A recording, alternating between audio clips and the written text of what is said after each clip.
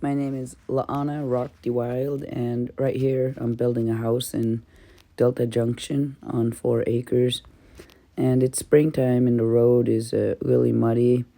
I borrowed a friend's truck, and I also had to bring my truck to the shop. And I was working for forestry, flying around on a helicopter, getting a good visual on the country. There was also a lot of water everywhere. All the fields were filled with water in the Delta area.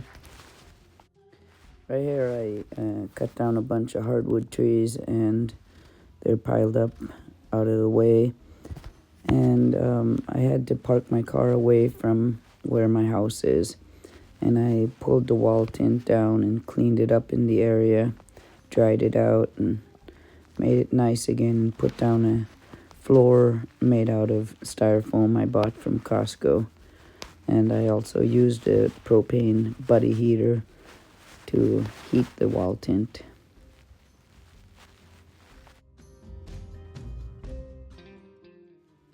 After I pulled the tarp back and the snow melted, I continued to put gravel down because I needed to level it, and then I bought some cable so I could pull the logs down to the site.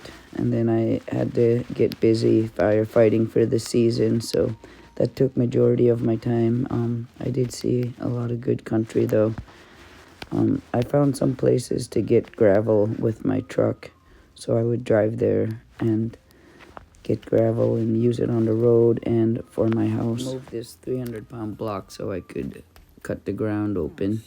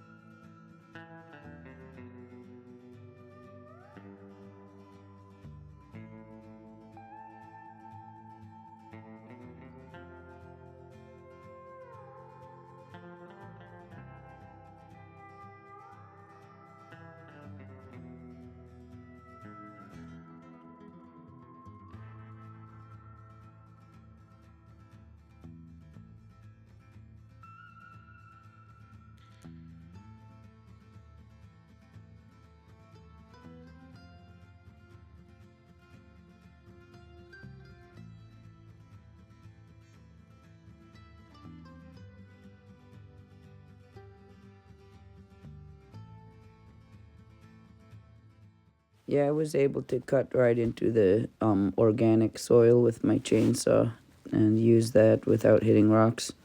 I kept a fire going and had a teapot on a tripod and always had some hot tea or coffee to drink to keep myself warm.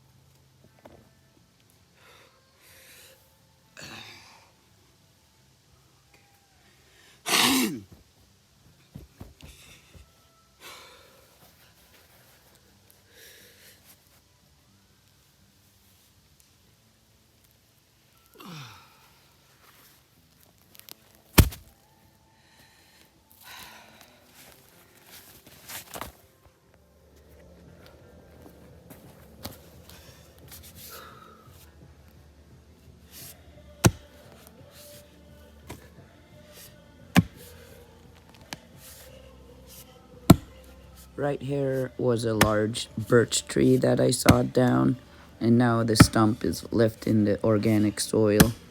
I had to chop about 20 of these out, and I used a Plasky and an ice pick. and pure brute strength.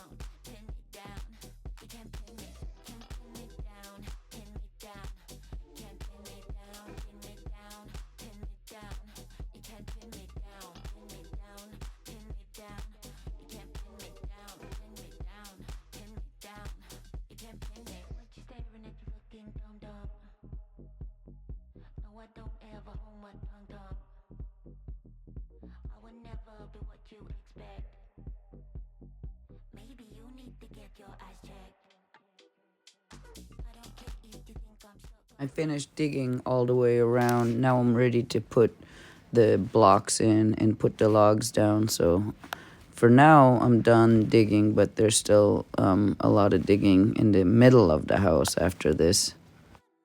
Here's a spot where I drove and got gravel with my truck, and I used a blue tote and filled that and pulled it back there. And I did that about 10 times.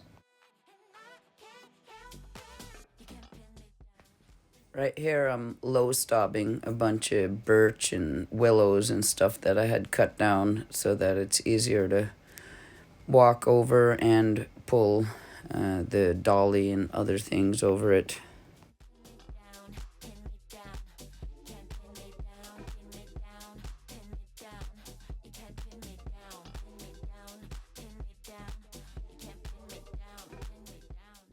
After sawing the dirt a lot, my saw does get a little bit dull, but I'm still able to get these stobs down.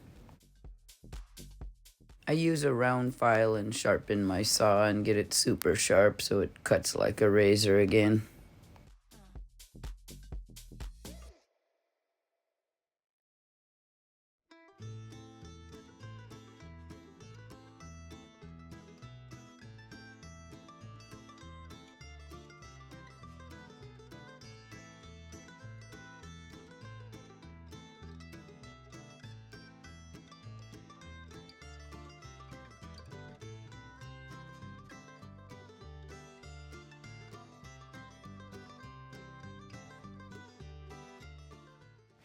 I had to keep adding gravel to this corner on the back of the house because it was lower than the other ones.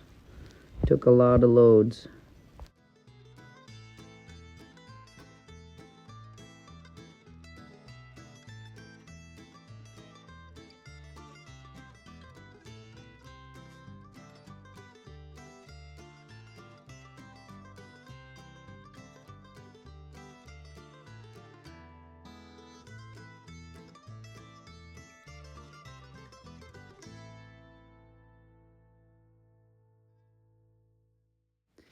I decided to dance around a little bit and stretch before I pick up these big 300-pound blocks and put them into place.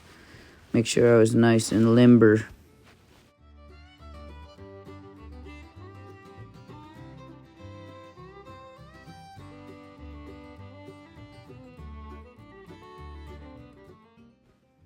The dolly worked really good. It slid the cement block right into place, and then I used the ice pick to move it around. Yeah, it was tricky getting all the blocks into place and leveling them, but I was happy when it was done.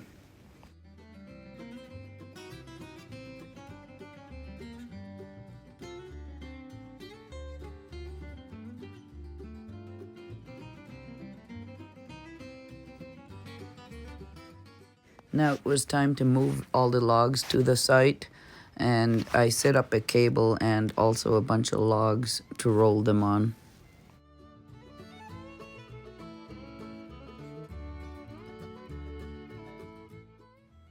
I had to move all the logs like this one at a time. Just get this one straight so it's pointing towards the house. Then I hook it on a cable system and use a come along to pull it along after that.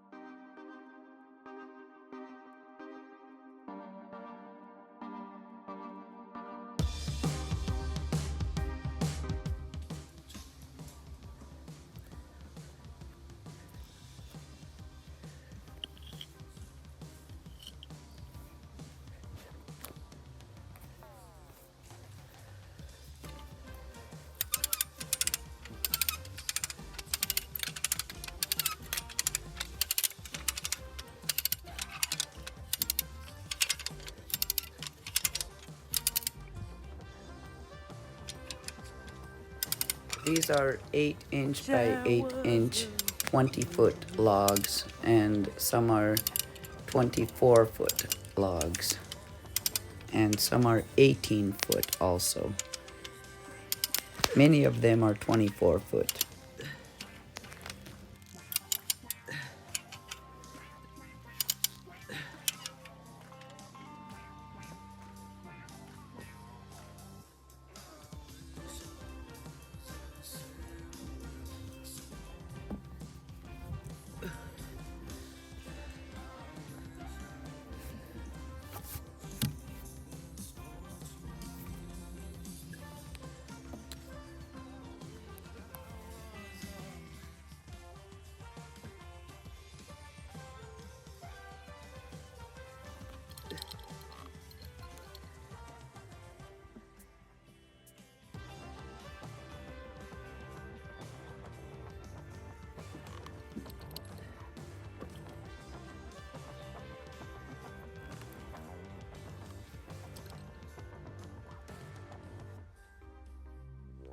After pulling these logs down, I stained them so that they were preserved. These are going to be the foundation logs.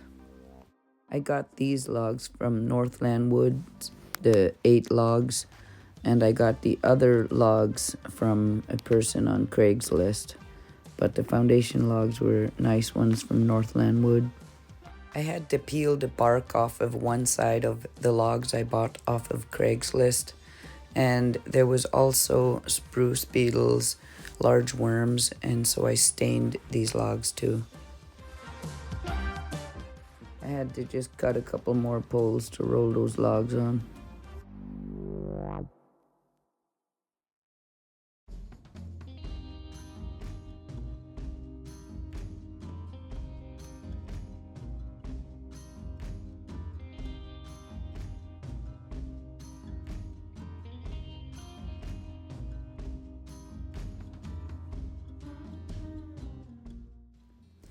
I used copper, green, brown wood preservative.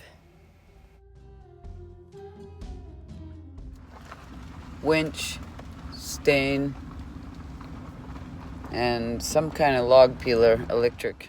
I put up a whole bunch of tarps to work under and keep the rain off of everything. It was nice.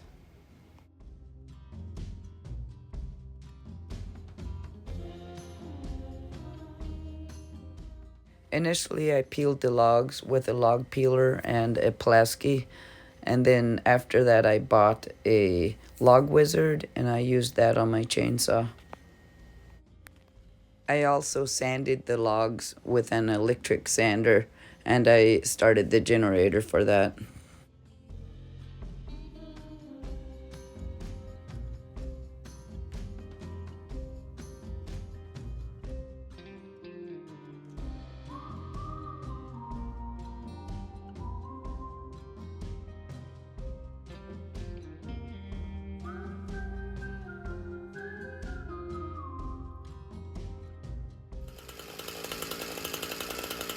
This is called the log wizard, and I hooked it onto the end of my chainsaw, and it helps me. Basically, it has like razor blades, and it just spins in circles and shaves off the bark.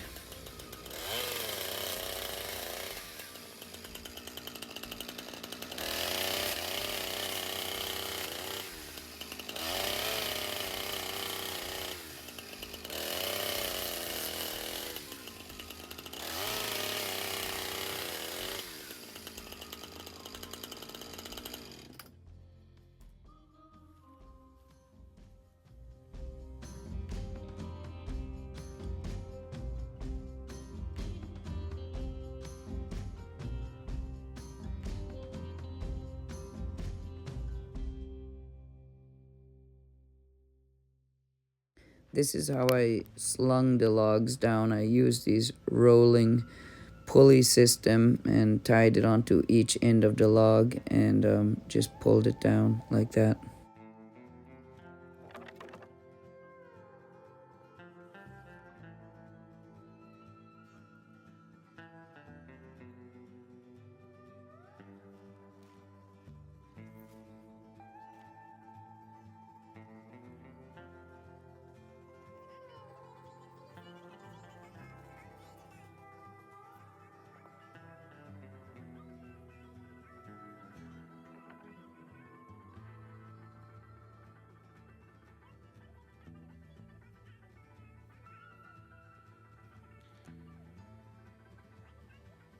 This is a 24-foot log.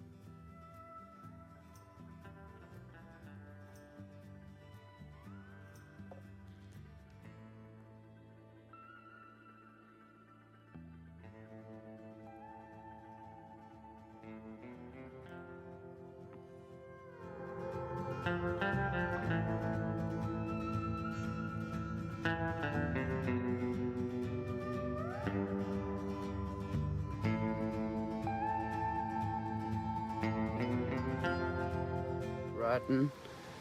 And so after I peeled them and stained them, I see these sawdust piles forming. And if I dig through it, you'll see there's a little hole there. And so I just got this medicine dropper, and then I just squirt it down there. And then I think it's killing them. because, well, here's another one. Some of them that has colored sawdust, when they only dig a little bit out, it means that they probably died. You know, they dug out like a couple bites of stained sawdust and got poisoned and died. Like this one right here, you see the pile isn't very big. And I will hit it again and then wait another day and see if any more sawdust form, and then just keep doing that and kill them all before I put the house logs up. Yep, wake up in the morning, go hunting for bugs. I wish I was hunting ducks, but it's a little different. This is so crazy. One is actually coming out right now. Oh my god. Oh my god. I don't know why it kind of really grossed me out. Okay. Those worms are huge. I didn't know they were that big. I think it's dying. Oh, sorry.